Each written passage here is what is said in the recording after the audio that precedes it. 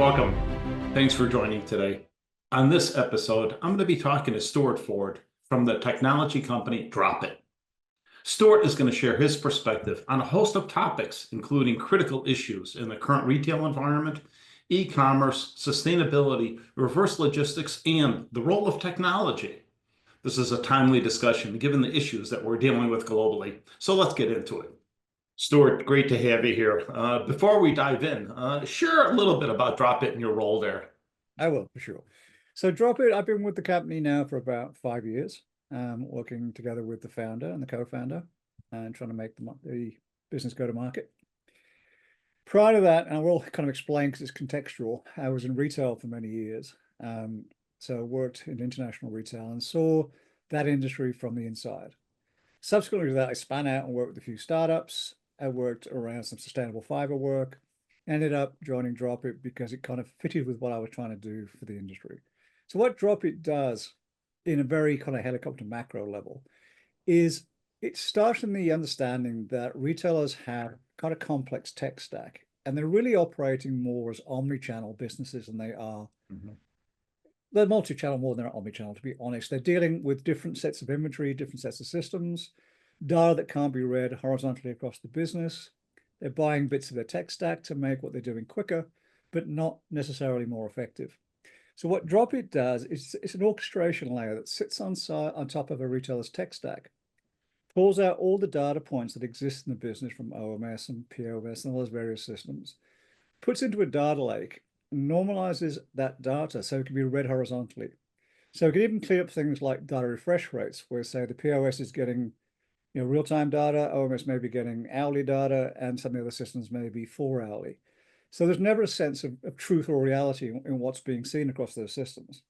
Not only that, the systems and the functions are being set up almost in a competitive manner.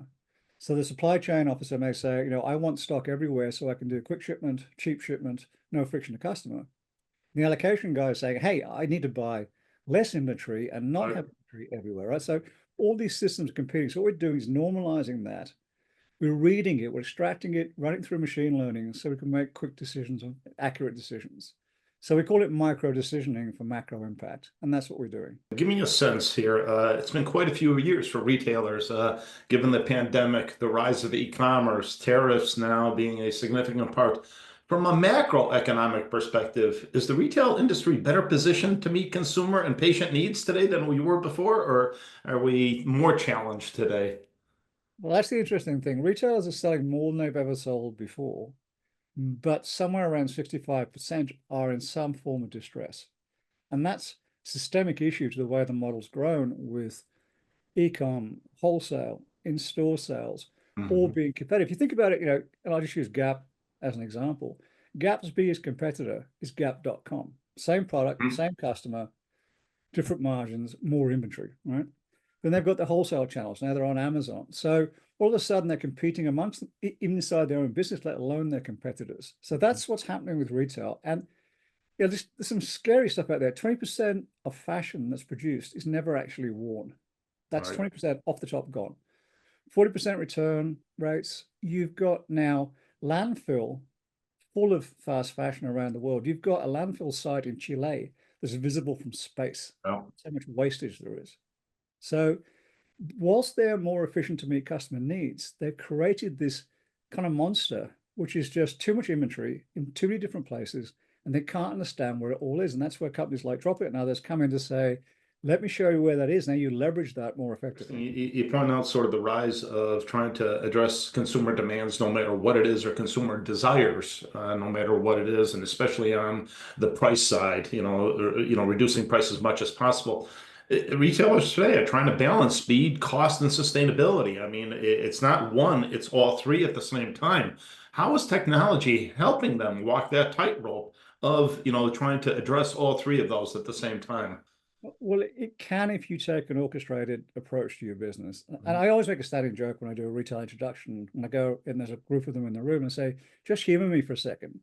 Go around the room and introduce yourself as if you're meeting for the first time and tell me which part of the same problem you're working on, because you have a singular problem, right? It's one problem, you're just doing on different areas of it.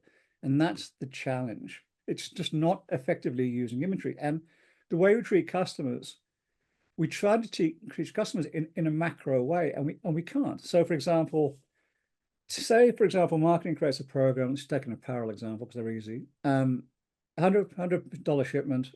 I'll ship for free. You get returns for free, and that's my offer, right? That's a marketing offer. I'm trying to drive demand. But a system like ours would look at the CRM system and say, hang on, let me look at that particular individual transaction. This customer is buying 3 items the same, but in different sizes.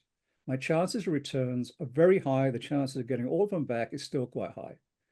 Add in, I've got a 90-day window where I'm using apparel as a fashion period. The stuff coming back to me is probably going to be on markdown.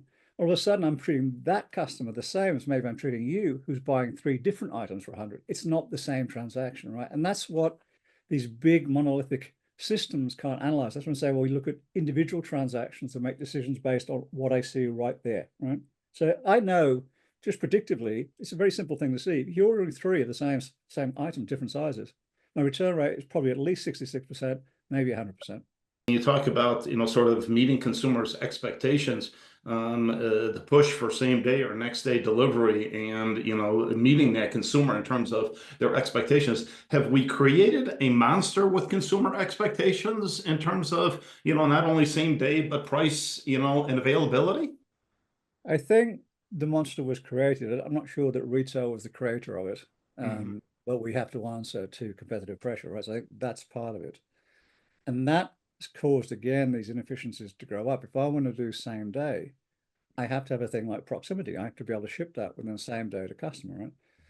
But how I do that can be a lot more rationally decided. So, for example, rather than having a massive warehouse where everything comes out of, because that's speed and efficient, but that means that inventory is excess to what I really would sell in the stores, right? I can actually start looking at my store network as part of that mix and say, okay, let me bring that in as a supply chain option so I can actually fulfill from store. Now, that store, a simple system may have a proximity rule, right? It's shipped from the location close to the customer. But a system like ours, and there are others that could look at that and say, no, that's selling really well in store, right? In that particular store, it's selling. I'm selling that at full margin. I have another store 50 miles away where it's not selling, and that's probably going to go the route of a markdown. So why don't I ship from that location? And again, it's just this lack of ability to see across that whole inventory to be able to use it effectively. I mean, I've seen scenarios, I'm sure you have as well, where an item is being shown as out of stock, it's in the warehouse. And vice versa, it's being shown as out of stock in the warehouse, but it exists in store. And this is the kind of irrational thing. And that's the monster, right? I mean, McKinsey did a report about 6 months ago. They said if you can improve an OMS by about 1.2% efficiency, that's trillions of dollars back into the US. These systems are massively expensive. They're designed to do one thing really, really well, but the inability of that tech stack to communicate horizontally is a large part of the problem. That's a really interesting point you're bringing up, Stuart, in terms of the visibility. We realized during the pandemic that we did not have visibility into the extended supply chains. Tier 1, absolutely. We knew who our Tier 1 suppliers were, much less so on Tier 2, Tier 3, and the further down the line, the less visibility that we had. How close are we to having real-time visibility across the retail supply chain? You can get close to real time now, and that's what systems like ours are doing by extracting all those data points. And that the cleanliness of the data is often the challenge, right? Yeah. And the thing here in reality, the pursuit of perfection is an inhibitor to progress, because the data, as good as you can get it, you can make better decisions, and that data will get better and better and better. If you're waiting for perfect data, like let me put in another system, another layer that's going to give you better and better data, you're just delaying and just adding costs to the business that it can't sustain. So I think we are getting better, but the way we do it, we are, I always say back the joke, we're making bad strategies faster, and that's not a great outcome, right? We want to improve the strategy first, get the model right, and then make that more efficient, not keep making what we're doing, which is not the right thing necessarily, quicker and quicker and quicker. It's interesting you talk about, and then, the holy grail of getting that real-time visibility and real-time data, relevant, timely, accurate information. Yep. The discussion about technology and implementation across the enterprise, I think we're recognizing that our Tier 2, Tier 3 suppliers, predominantly small and medium-sized businesses, do not have the capability. They don't have the resources nor the talent side to maintain the type of technology that's necessary to get that real-time data. how much pressure is being put on the prime to invest and to partner with these, suppliers much further downstream and exposing themselves to potentially more risk on cyber or ransomware? Well, they have to, and I'll probably extend that question a little bit because the tier twos are often using wholesale channels that are effectively tier one capable, right? So their systems are not up to speed with what they need to actually do their supply. And that's where you have to look at orchestration stuff. Because if you start saying, I'm going to rip out the whole tech stack and replace it, that is massive in terms of impact and cost and resource. You can't do that. When people say to me, I'm putting in the OMS, talk to me in 12 months, I go, be 18 to 24, if you're lucky, right? I mean, and that's when the tier ones and the bigger tier twos are doing that. When the lower guys are trying to do that, it's massive. These are huge systems to change, and they can't pause business to do that. So they have to find stuff that will work as an orchestration vehicle that could pull that stuff together for them to get them maybe 98% of the way there now. And if there are change on the tech stacks later, it just makes that data better. But you can't afford to pause. This economy is so rapid. And if you look at the really big retailers, they're now even turning around and selling their tech back into the supply chain because they want the supply chain to be as efficient. Yeah. If you think about it, for the big retailers, their competitors are not necessarily other retailers. They're other technologies. They're things like Amazon and Microsoft and Google that are building ecosystems that will be attacking the retail infrastructure. So we need to make sure that retail remains intact. I mean, yeah, this is why I joined Dropit. It's a passion play for me. I call this a heritage business, right? We're trying to fix retail is really, really important, but it's also incredibly inefficient and it's a massive polluter. I see supply chain situations where returns, you make an order in Asia, it's shipped from Europe, you do a return, it returns back to Europe. And I've seen that Europe to Australia as well. And this is insane when you've got licensee brands that are carrying the same product within market, they can do it locally. And it's just the technology that's limiting that capacity to do that. And that's problematical. So let's kind of take a breath, stop the madness, look at what we need to do to make it more efficient and take that step first. And we're not doing it that way. We're just running faster after the same result. Yeah, it's the technology companies and the consultants will always, show you that place up on the hill that you need to get to. It just seems that the climb seems to be getting much more arduous. Let's dig into that a little bit. AI is showing up everywhere in supply chain. I mean, you can't have a discussion today without somebody bringing up, well, what about AI? From demand forecasting to automated replenishment, where are we seeing actual results from AI? Okay, so AI is like using a concept of a car, right? There's so many different variations of that tool. So I think when we talk about AI, we need to have clarity about what the AI application actually is. Generative AI is a great tool that generates content. You can argue the morality and the copyright. Okay, that's not an area in which I would do much work in personally. We use machine learning, and that is just a tool that is able to analyze multiple terms of inputs to determine correlational cause, right? And it sees cause where maybe the human brain can't. We're at the stage now we're even using generative AI to ask machine learning questions, and that's getting a little out there for me. But that's kind of where we're at. AI, when you go to NRF, you see AI everywhere, AI graphic design, AI vending machines. It's a term that's I think has become increasingly devalued and not precision. When you say AI, what are you meaning in this application? What is it doing for me here?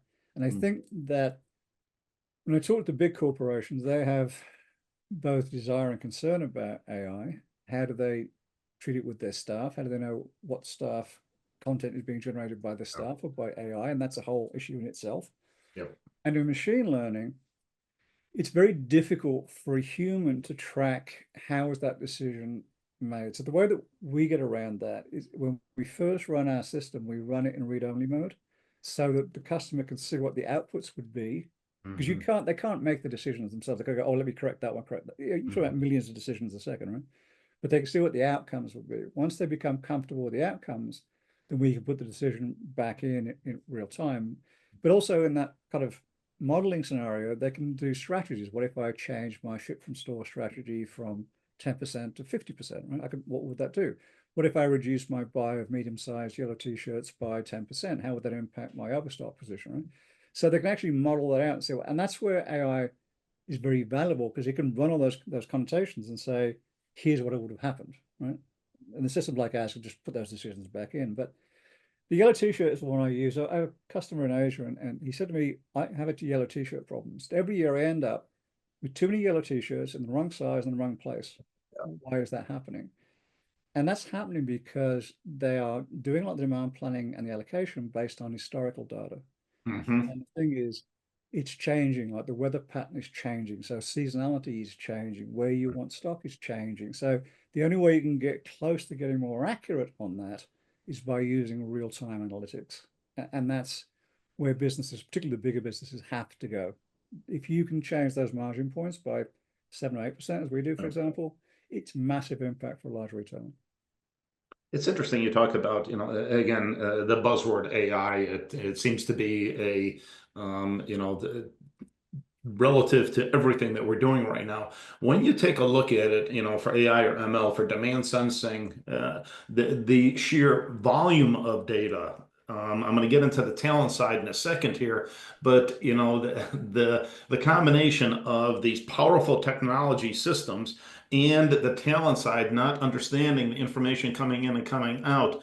How do we leverage the truly and take advantage of the technology with the talent side that may not understand the full capabilities right now? You shared a little example before about how you slowly walked in with Dropit as opposed to sort of the big bang concept. Give me a sense of from the automated warehouses and smart fulfillment, where are we seeing real impact of AI and ML today?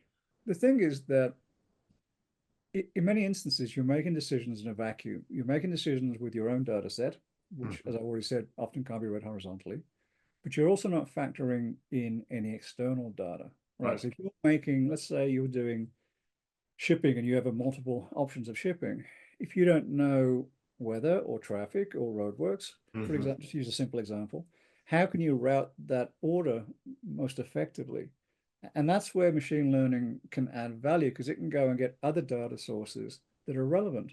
And that could be climate, it could be road patterns, it could be major events, it could be religious festivals, whatever it is that's going to impact your consumers' decisions. What you want to know is, as far ahead as you can, what do I need where, and where am I going to come under threat in terms of my supply chain, right? That's the hardest thing to manage now, because it's so complex.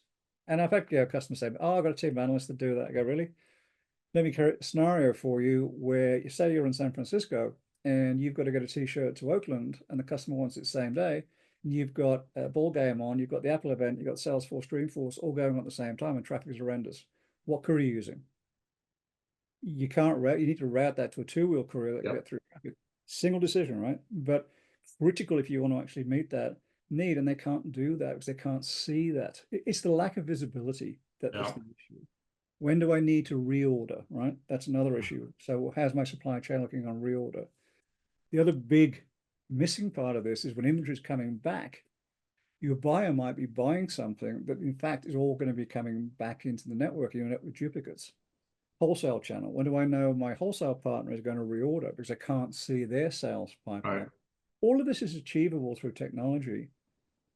I won't say simply, it is quite complex, but you can do that. And all of a sudden you take out that guesswork that's in it. You still need the human touch about product selection and descriptions, that kind of stuff. But in terms of supply chain, you can make that a lot more rational and automated just by using the right tools. Interesting. You brought up before the challenge of returns, and first I need my inventory so I can address any demand from any consumer anytime. So on the sales front, I want higher inventories. I want it available everywhere. CFO says no, we're going to minimize inventory as much as possible, and we're going to do it efficiently. The backside of it is the returns. And the massive cost of this, just ordering multiple items, knowing that you can return for free. Well, most of the retailers will allow you to return for free. Give me a sense of how technology is handling or managing reverse logistics more intelligently so that we can reduce the cost. Number one, reduce the number of items returned, but reduce the cost of the returns as well. Okay, so this is a big part of the issue for me is firstly, when you're sending stuff out, you need to have a strategy and structure for what's going to happen when that return comes back, right? So you should be able to model what my return is likely to be, right?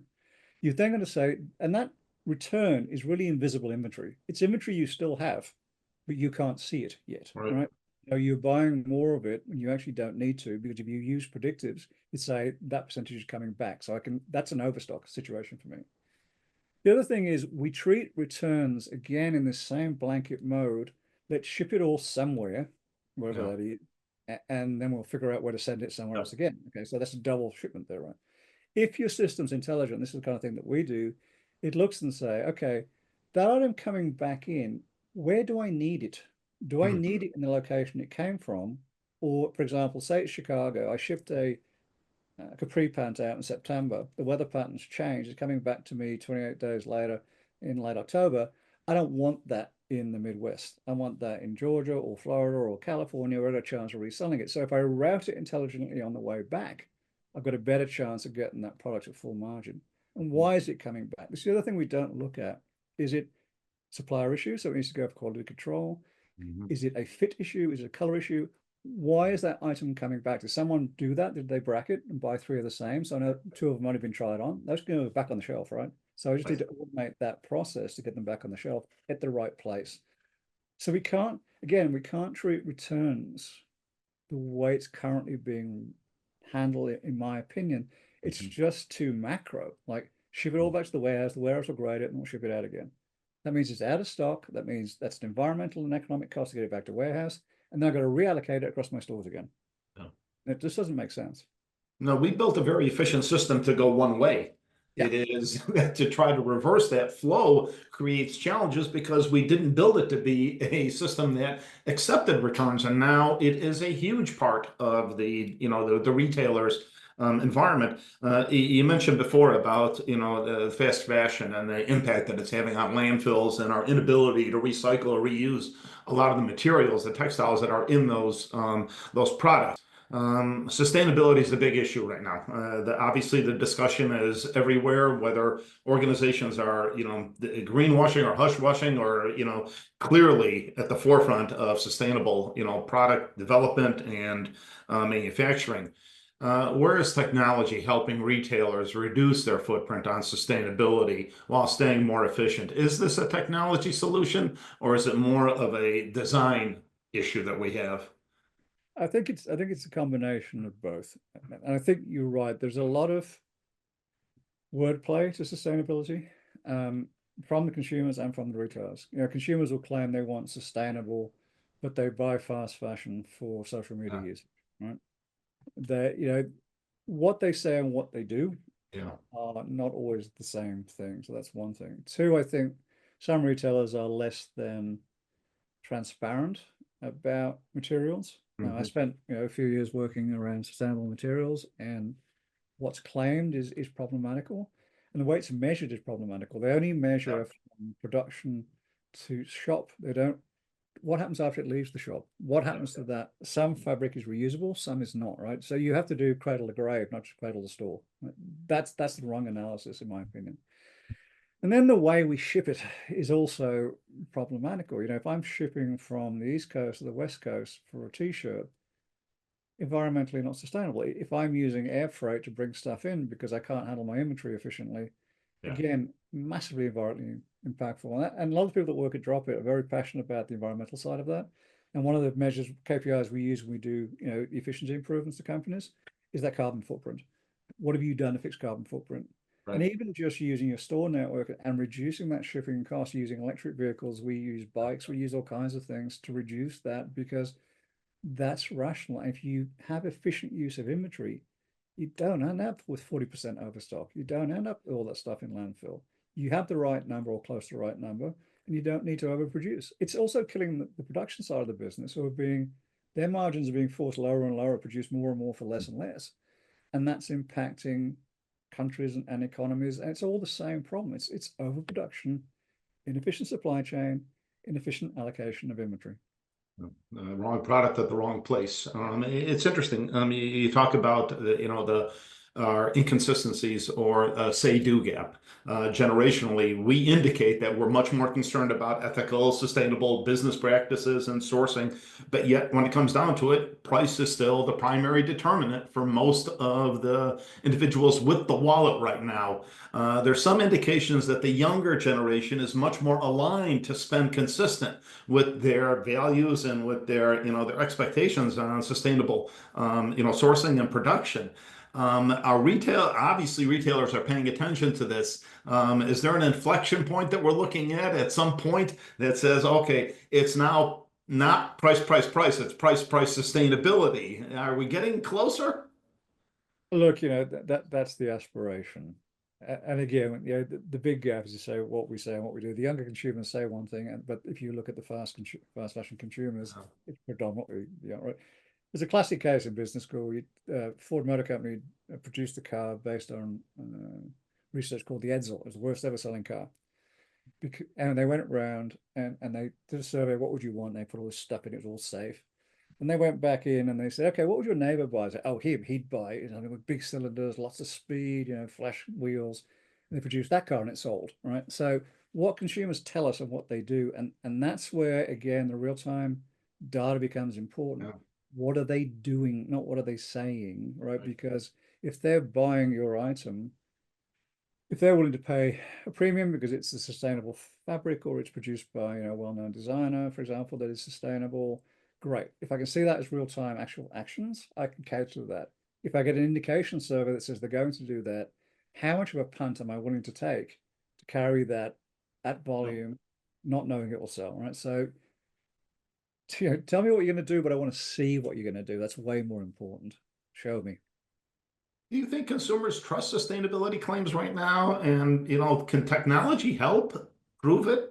Yeah, it can. There's a lot of work around blockchain, where a product comes from, where a product goes to, what its second usage is, what its end of life is. There's a lot of work being done around that, about tightening up that, because when I worked around merino wool, for example, and on that example, we could go back to the farm, right? We knew exactly from which farm that piece of came from, how it was used, how it was transported. You could track that whole thing. That's attractive to a certain type of consumer that really is engaged in, let me understand what it is.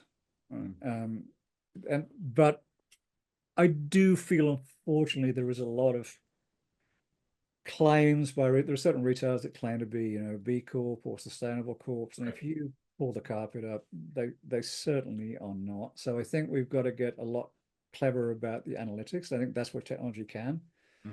Let me look at that. I mean, there needs to be external examination of those inputs and outputs to make a determination as to what is really sustainable and what isn't. I think many of the brands are trying to do the right things, and I think there are some brands, unfortunately, that are a trifle cynical about that. And until the consumer says that this is what I'm going to buy and why I'm going to buy it, I don't think the majority of the retailers or manufacturing companies are going to change. I want to get back to the talent question that you brought up earlier. Retail supply chains are becoming, as you indicate, significantly more tech driven. How is this changing the type of talent companies need for their teams? Look, I was in retail for quite a long time, and it has changed, right? What you need from your team now is different.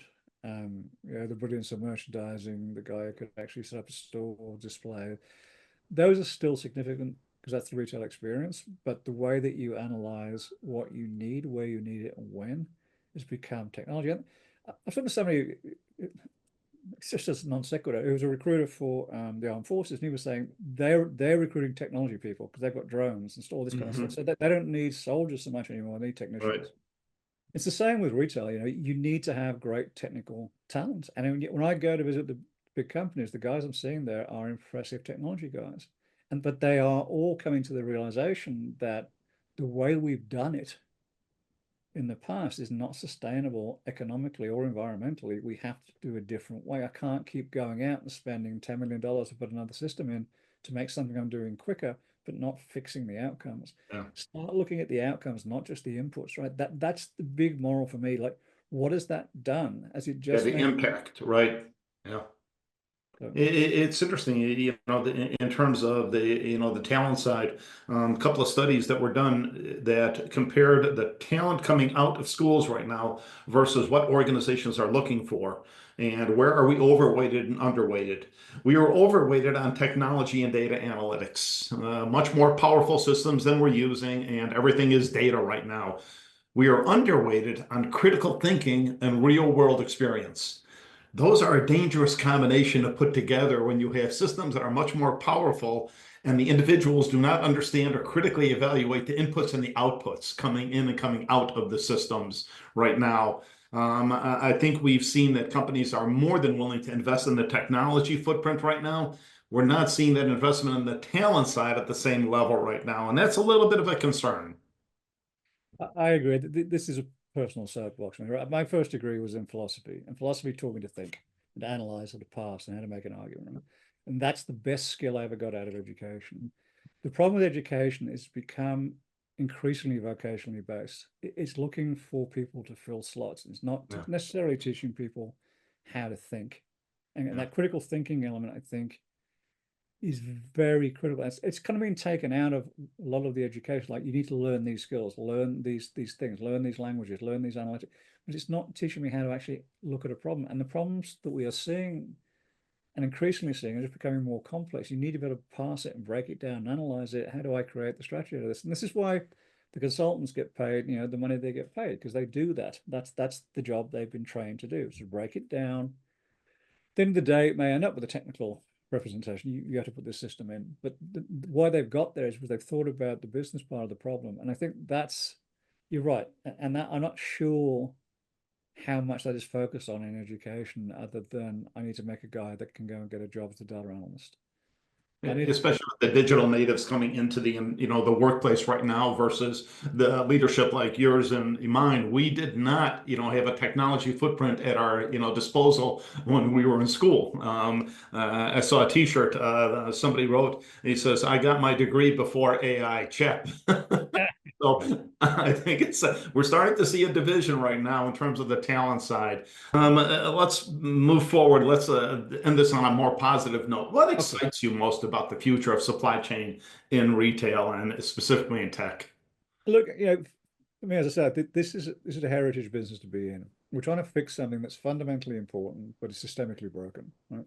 So anything we can do to amend that, stop the waste, stop the environmental impact, stop the economic rot, is significant. We have to realize, regardless of the environment in which we may politically operate, that we work in a global environment, right? These are global companies. They don't stop at the border. They trade across multiple countries, time zones, languages. We have to understand that this is a massive global business that we're dealing with. And any improvement, even if it's a percentile improvement, is just important for both the industry, so people can have jobs, so people enjoy the retail experience, so we don't have so much environmental damage.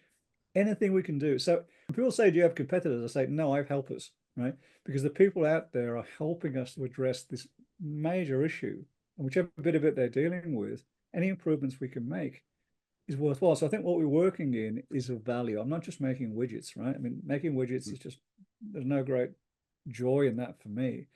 But this is something we can fix and we can improve, we can make better. And we're leaving a better heritage as we move on to make things more efficient for the future.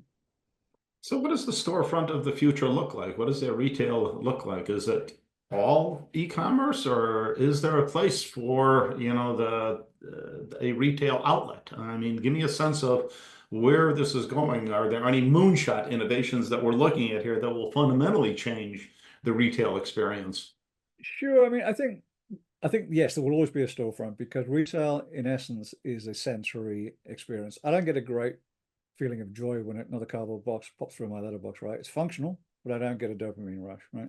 Retail is a sensory experience. The hand that a product Yeah. has, you can't replicate that. The color that it has, you can't replicate that accurately. The fit, you can't, even with the advanced fitment tools, you can't get that quite right. So I think retail does have, and we're seeing that. I mean, look at someone like Simon Properties, for example. Their malls are doing extraordinarily well. You've got retailers that are doing well. You've got experimental retailers that are doing well. The storefront, I think, will morph. I've seen some really interesting examples, particularly in Asia and experimental shows, whereby the product in store is limited, but as you move around, the actual lights direct you as you're looking at stuff online or on touchscreen. It's directing you to where it is, so you can see hand and color and feel. I mean, that's interesting. NFC stuff is really interesting. So as you're walking through, you're picking something up, it goes, this item will go well with that. So there's a lot of things that technology can do to make it enhance the efficiency of it. But at the end of the day, retail is retail. You know, I was talking to somebody who used to run an old department store, an old guy, and he was telling me that, yeah, they used to know their customers by name. We don't do that anymore. We Yeah. need to know them as well as we can digitally so we can make that Right. experience correct for them.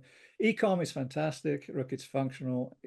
What you have instead of the negative, it's wasteful, it's expensive. I mean, there's lots of other things that are bad about it, but it does do something as well. But we need to understand that retail has to be an entertainment as well as just a buying experience. I need to get a feeling of worth and reward out of that. You know, if you buy a nice high-end piece of clothing, it's much better to do that in real life than it is online, for example. But if I want a toothbrush, hey, you know, I mean, I can get a toothbrush anyway. Stuart, I can't thank you enough. That really providing some insight in terms of the retail experience and what we can look forward to, as well as some of the changes individuals are experiencing every day in terms of their purchasing and in terms of their receipts. Thank you again for joining us. Thanks, Abe. I appreciate the time to talk about it. It's something I'm very passionate about, and it's great to talk to someone else that's passionate about it as well. Thank you. All the best.